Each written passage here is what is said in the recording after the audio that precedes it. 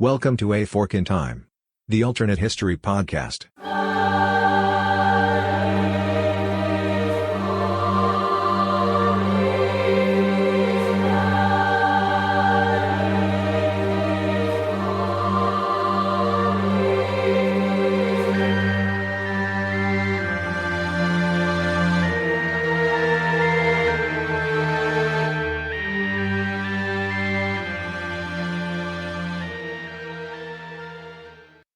Hi, good people. Welcome back to A Fork in Time. This is Chris, and I'm joined by Robert Koshu. Robert, I mean, you don't have the catchphrase. I don't. And it's kind of a thing. I just usually say hello.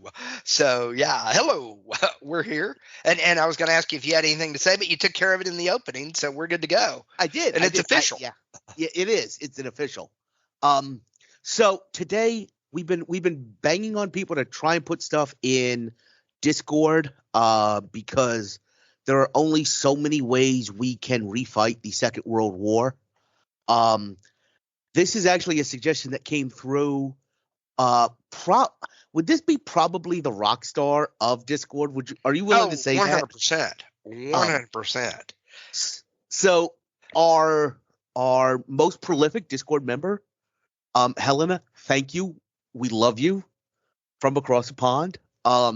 We are, it's way too late when we record, but we want to do something with you. But Robert, do you want to go ahead and talk about what this episode is? Absolutely. So we're recording this on February the 2nd. So tomorrow is February 3rd. February 3rd is very history. If you look at February 3rd of 1959, it has been referred to as the day the music died. Because on the day, 1959, Buddy Holly, Ritchie Valens, and J.P. Richardson, the Big Bopper, all died in a plane crash in a cornfield in Iowa. And so Helena suggested, what if that didn't happen in that way? And we kind of looked at it and thought about it and went, oh, this could be really fun, and we need to tie it into this because that kind of puts it together. Mm-hmm. And so thank you, Helena. I love suggestions like that because as much fun as refighting the Civil War is, every now and then having a really good pop culture Star Wars music episode is just kind of fun because it kind of gives us a little bit of a break from our deep history and lets us stretch our legs a little bit in some other topics. So, Chris? Yeah, I do find it interesting. This will probably be released sometime around our Senoro episode.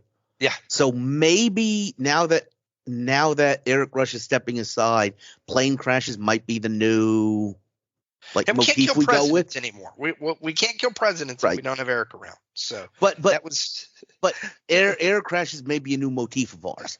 Yeah, we'll find some because some interesting things happen when you have planes go down in the wrong time, or not go down. Yeah, that's the other part is if they don't go down. In this case, that's what we're going to go with. So let me set it up. So. Okay.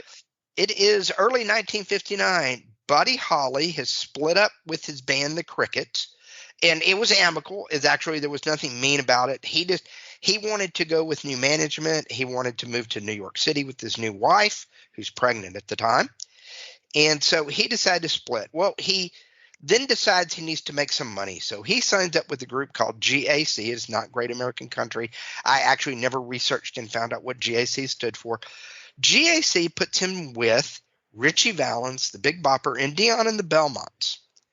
And they are going to do a tour called the Winter Dance Tour.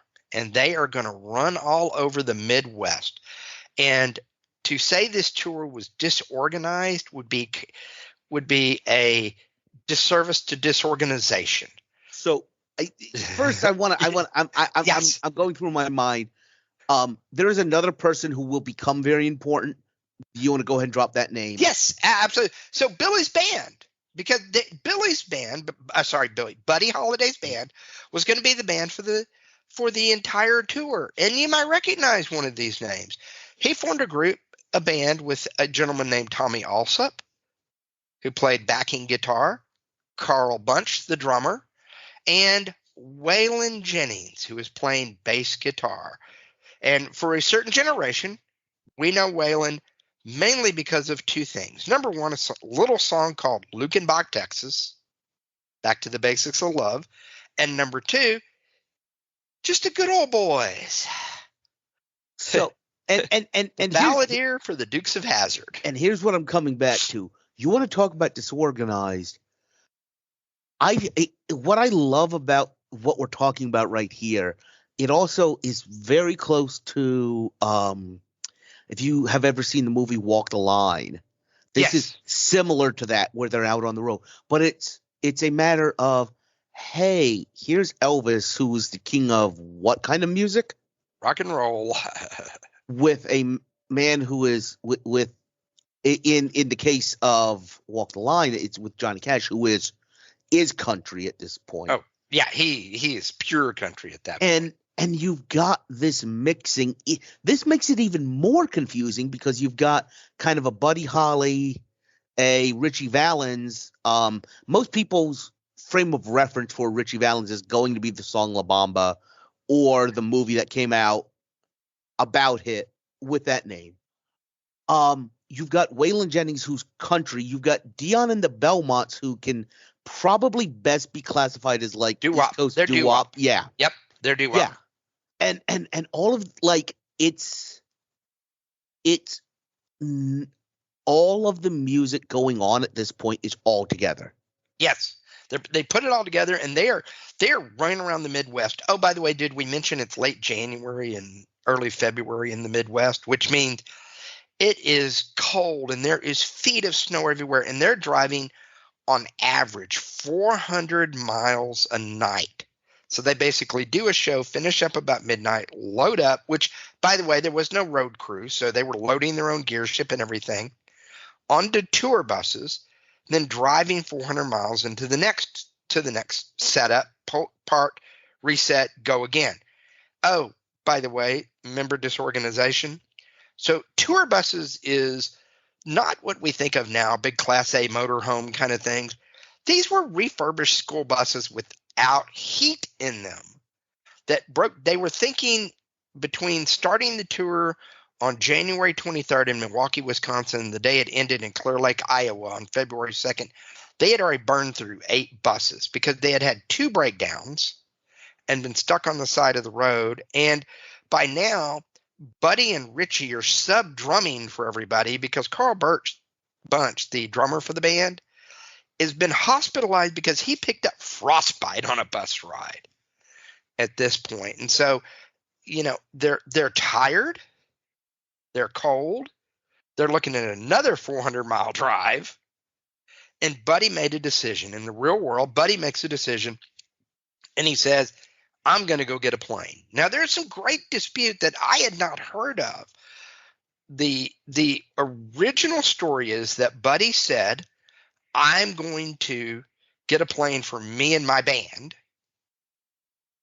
And then other people say, Dion is the one in particular, he says, no, it was going to be for the stars of the show. Regardless, if you're listening to one part of the show, what happens is it's Buddy getting the plane, and in the real world, we'll go with Waylon's story. He gets it for him and Waylon, and at this point, just Tommy, and we're going to fly to the next city, basically, and meet the tour up so we can get a good night's sleep, get our clothes washed even. And as a joke, Tommy Alsop and Ritchie Valens flip a coin for it. The maitre d' of the surf club in Clear Lake, Iowa, which is where the performance was. Wait a minute. The what? Surf club. Don't ask. that was the name. Okay. That was the name of the club. Okay. There's all kinds of things we can talk of. So, they flip the coin. Ritchie wins. Ritchie makes the comment, first time I ever won anything in my life. So Ritchie now has the seat on the plane. Waylon looks at J.P. Richardson and says, the big bopper, and says, he had the flu now, by the way. So he says, man, you're big. He's a big guy. Why don't you take my seat? That way you can get a good night's sleep since you're sick. So Buddy kind of jokes with him and looks at him and says, I get a plane for us and y'all going to go with somebody else? I hope y'all's old bus breaks down again. Waylon jokingly looks at Buddy and says, well, I hope y'all's old plane crashes. So they go get at the airport. I found this interesting. I had never heard this, and I found this very, very interesting.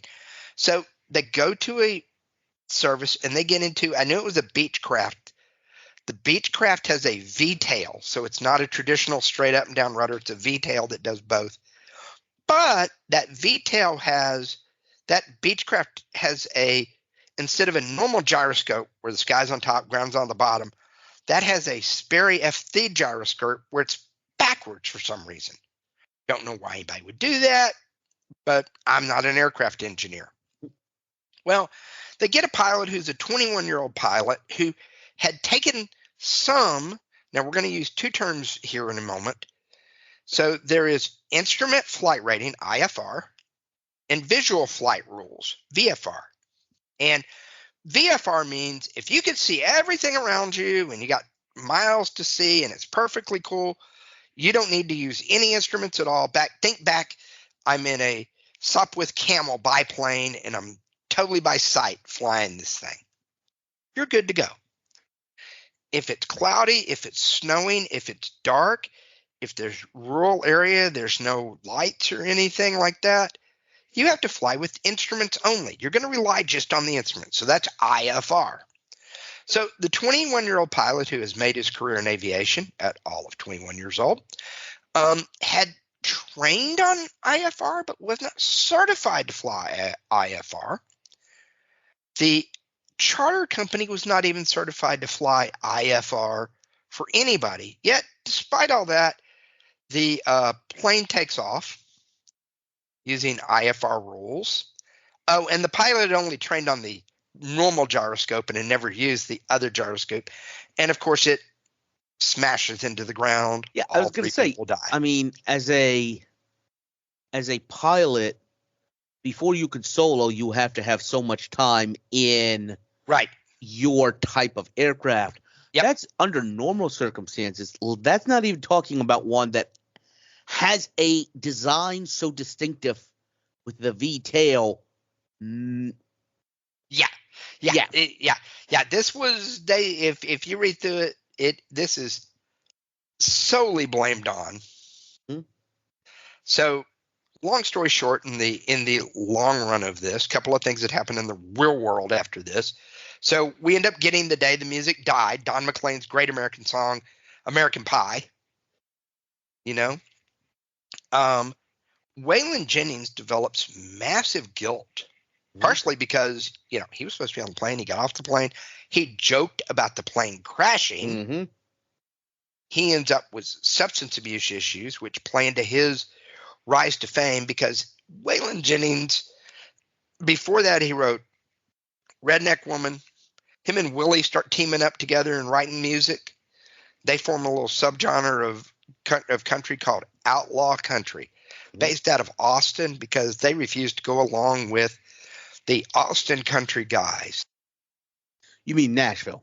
Nashville. Sorry. Thank you. Yep. Thank you. So they refused to go along with Nashville, so they kind of outlaw it out. Johnny comes over and works with them a little bit more. Johnny kind of breaks apart a little bit more further from Nashville. He sets up his thing. Chris Christopherson, a lot of other Stevie Ray Vaughan, a lot of other people start joining in, being a part of this outlaw country movement, which in some ways also gives birth to, in the 1980s, what we had in Houston called the urban cowboy movement. So it kind of plays hand in hand. Mickey Gilley, even though he wasn't outlaw, but it's close enough that there's a lot of influence going on. So it really starts raising up the bar for country music in the timeline we're in our normal timeline. Also, just kind of interesting as a side note, I don't think we'll end up doing much with this, but Dion becomes a born-again Christian at some point, converts to evangelicism, and actually becomes a country music singer in the mid to late 80s, won a couple of Dove Awards and some Grammys as a Christian singer.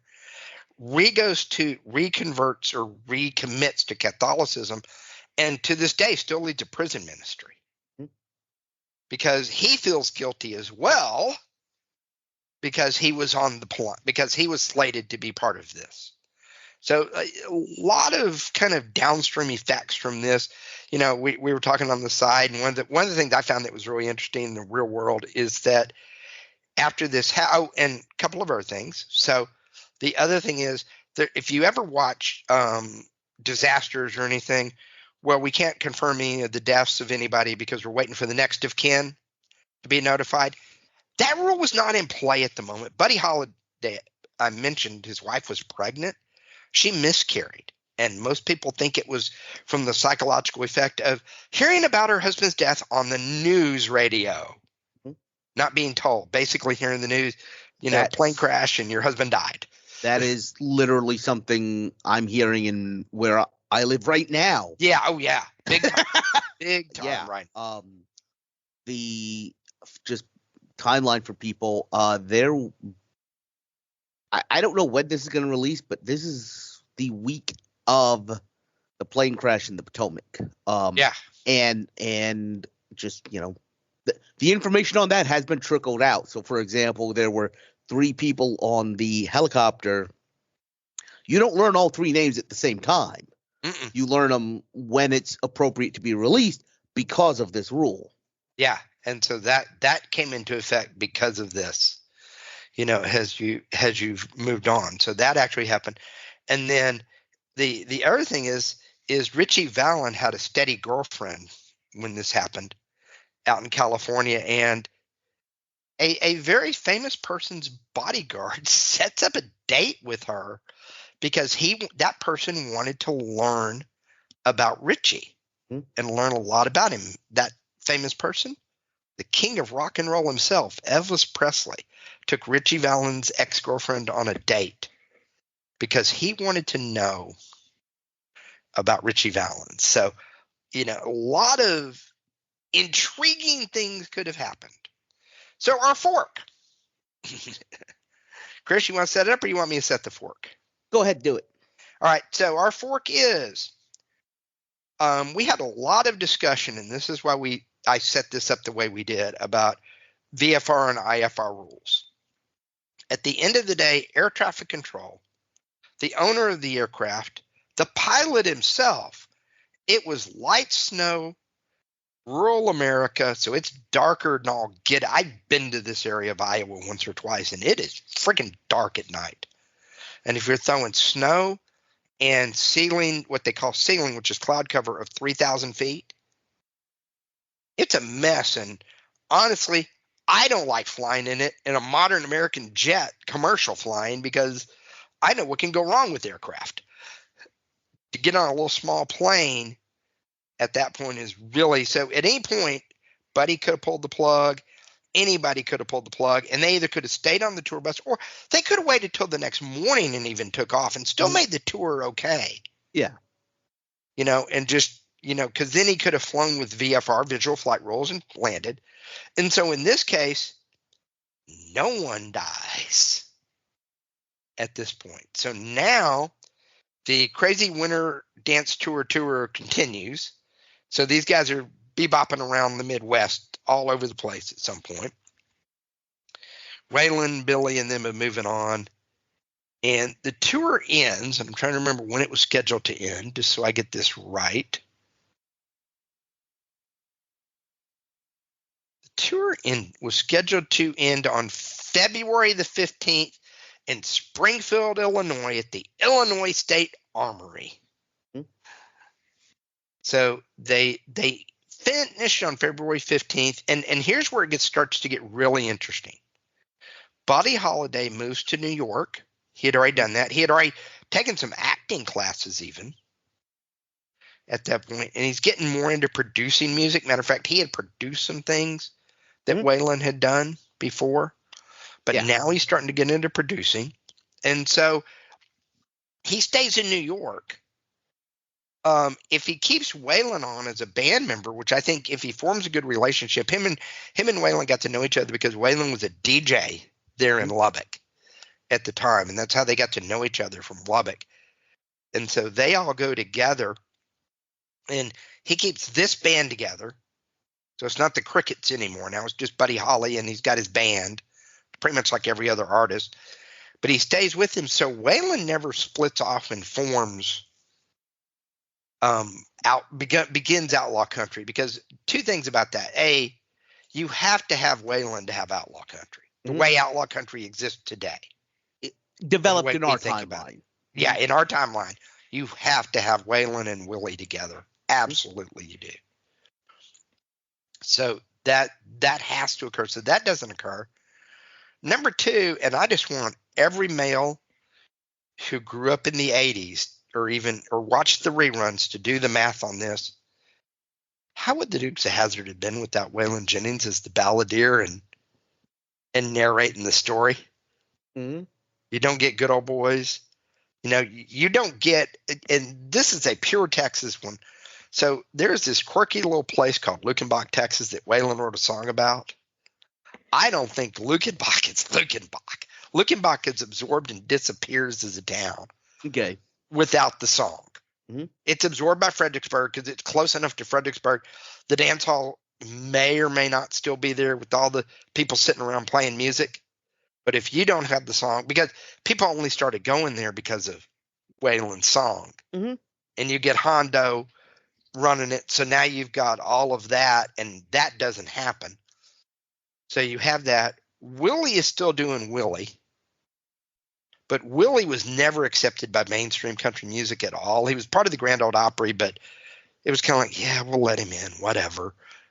But they never accepted him, especially when he went out to Texas and did his thing. So he either hangs around. So this is, Chris threw this out, and I'd forgot about this, but Johnny Cash is outlaw country. And Johnny is outlaw country, but Johnny's still mainstream country too at the same time. To get back to the movie I've referenced before, there's a moment in it where supposedly Johnny's father says, "Oh, you're going to gain all this cred because now you've actually been arrested," when he gets arrested for bringing drugs in from Mexico, I want to say. Yeah. Yeah. So you're going to have cred for being an outlaw now. Well, because Johnny, and this is where it really starts to get interesting. So Johnny does a series of prison concerts, Folsom Prison Blues, San Quentin.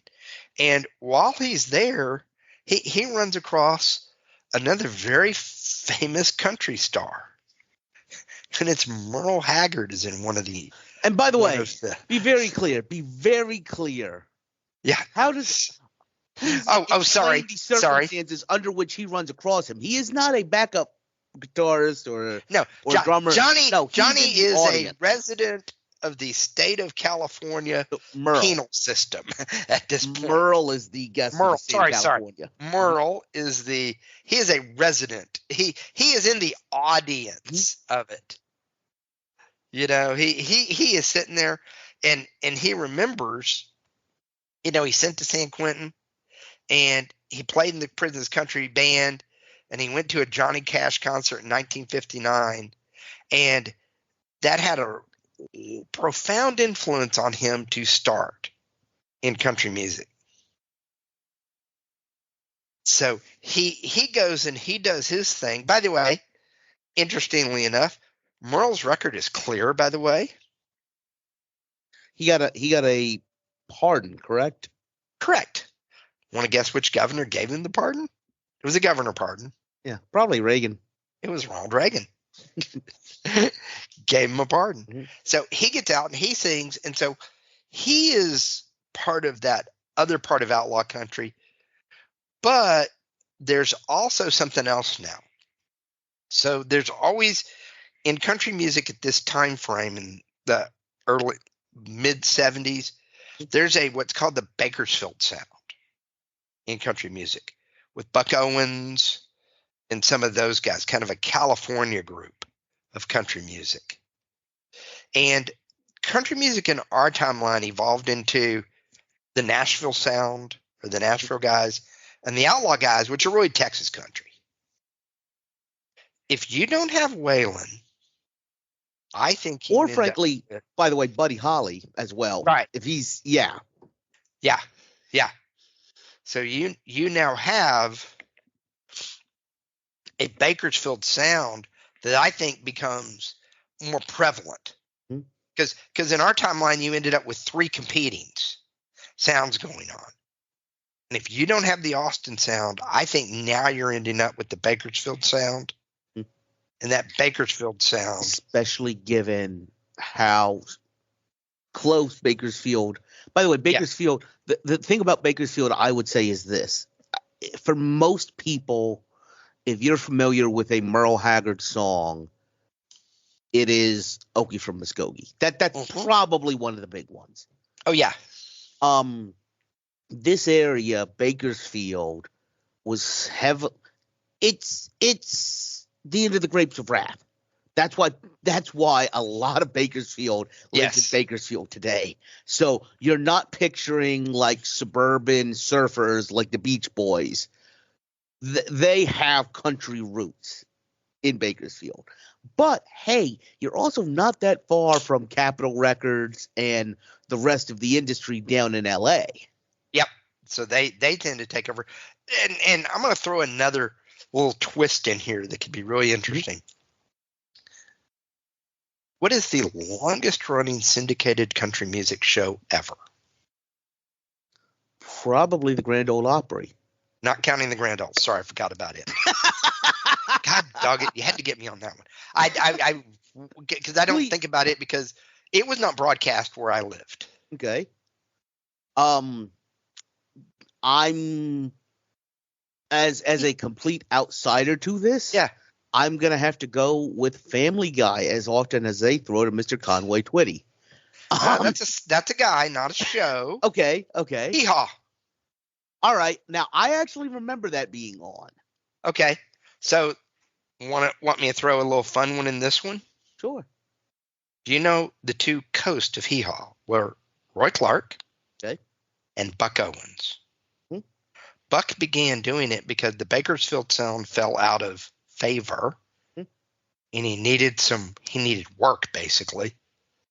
So he took on the hosting duties of hee-haw.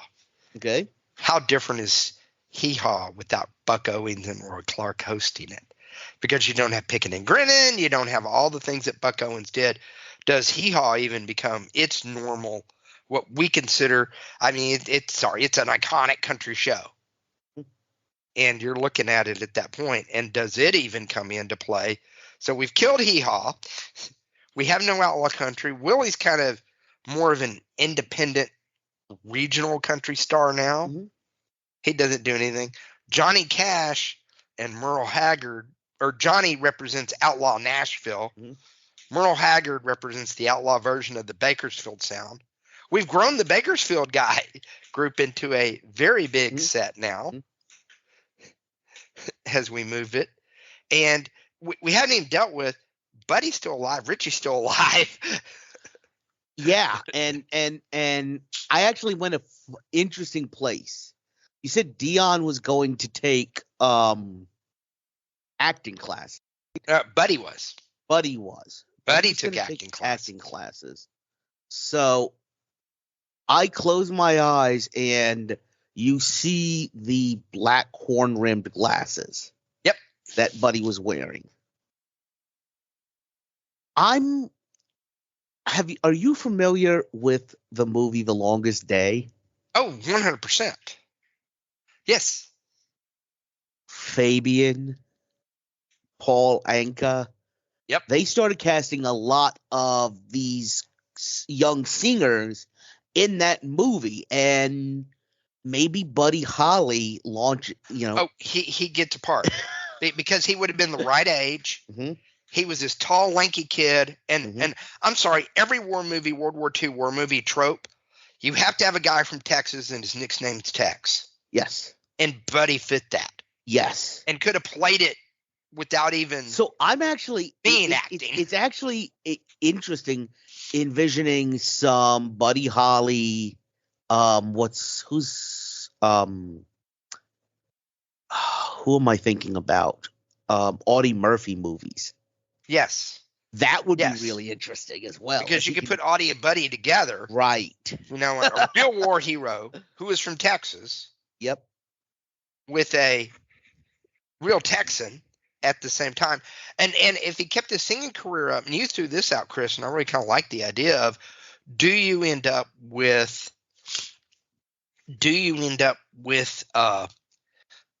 Buddy and Elvis eventually touring together? Mm-hmm. Because I think I think Buddy and Elvis were two stripes of the same tiger. Throw a little Johnny Cash in, and maybe instead of the Highwaymen, you get Elvis Presley, Buddy Holliday, Johnny Cash doing a trio together concert with some songs together. I mean, keep in mind probably one of this might be really interesting to talk about, but Elvis being as big as he was, why wasn't he even considered for this? Yeah. He was in Germany. Yeah, this was his Germany time. This is when he was in the service.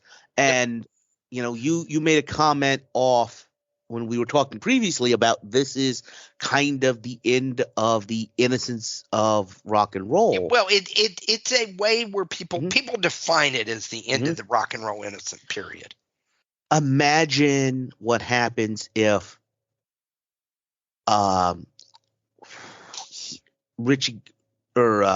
Buddy gets into acting, because what does Elvis do as soon as he comes back? As soon as he gets out, he starts acting.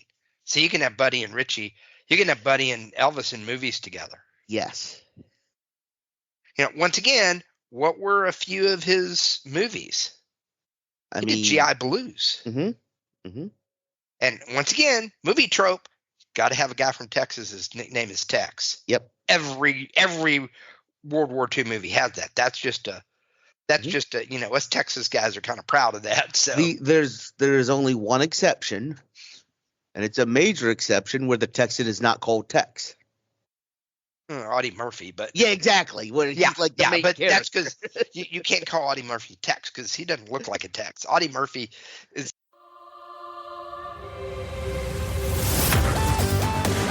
Thanks for listening to A Fork in Time, the alternate history podcast.